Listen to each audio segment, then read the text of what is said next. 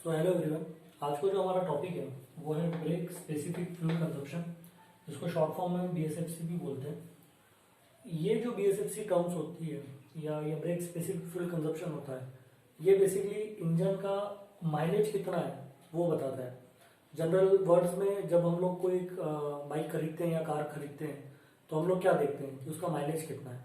But जब कोई engine design कर रहा है या इंजन टेस्ट कर रहा है या आप ऐसी कंपनी में काम करते हो जहां पर इंजन बनता है, तो उस कंपनी में आप ये नहीं बोल सकते कि इंजन का माइलेज क्या है, क्योंकि आपको नहीं पता वो इंजन ट्रक में जाके फिट होएगा, बस में जाके फिट होगा या कार में जाके फिट होगा। तीनों की कंडीशंस वर्किंग की अलग अलग होती है, तो इंजन का माइलेज भी उस हिसाब से चेंज होता है।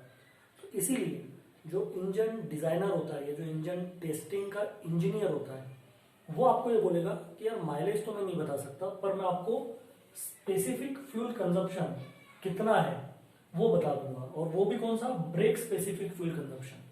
अब ये ब्रेक वर्ड का मतलब क्या होता है या ये ब्रेक पावर का इसमें हम यूज करते हैं यहाँ पर, वो ब्रेक पावर क्या होती है, अगर वो आपको समझना हो तो मैंने इससे पहले एक वीडियो बनाया था, उसकी लिंक मैंने डिस्क्रिप्शन बॉक्स में दी है।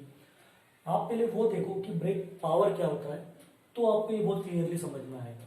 ठीक है, अब इसको आगे बढ़ाते हैं, इसको इजीली समझते हैं।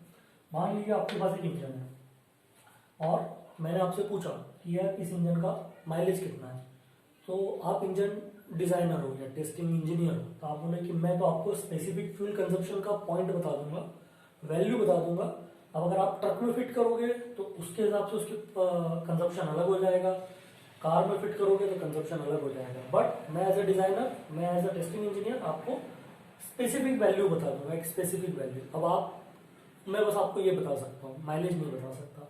तो वो निकालनी है तो वो कैसे निकालेंगे कि मान लीजिए 1 घंटा कंटिन्यूसली आपने इस इंजन को रन किया।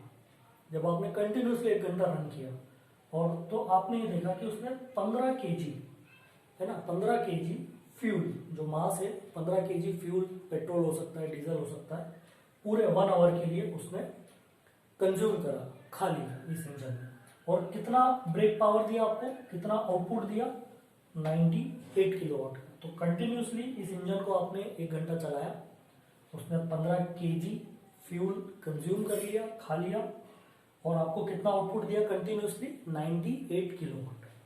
अब इसके हेल्प से ये फॉर्मूला होता है mass of the fuel divide by brake power, ये होता है बीएसएफसी का फॉर्मूला। तो ये जो मास है 15 केजी पर आवर, यहाँ पर इसको मैंने ग्राम में कन्वर्ट कर लिया है, क्योंकि हमारी जो यूनिट होती है वो होती है ग्राम पर किलोवाट आवर। मतलब इतना ग्राम डिवाइड बाय इतना किलोवाट 1 घंटे तक कंटिन्यूसली हमको इस इंजन ने दिया। तो ये केजी को मैंने मल्टीप्लाई बाय 10⁻³ करके ग्राम में बदल लिया, और आवर तो था और किलोवाट एज इट इज। सो इस फॉर्मूले की हेल्प से आप बीएसएफसी निकाल सकते हो। सो यहाँ पर ये फाइनली रिजल्ट है। तो ये 15 इंटू की पावर 10 की पावर 3 15,000 हो गया, डिवाइड बाय 98। अब ये रिजल्ट कितना आएगा, आई थिंक ये सिंपल कैलकुलेशन है, आप कर सकते हो। यूनिट हमेशा याद रखनी है, ग्राम पर किलोवाट इंटू आवर, मतलब इतना ग्राम डीजल या पेट्रोल या कोई और भी फ्यूल इतने किलोवाट कंटिन्यूसली देने के लिए 1 घंटे तक उस इंजन में कंज्यूम करा। तो ये होगा उसका ब्रेक स्पेसिफिक फ्यूल कंजप्शन।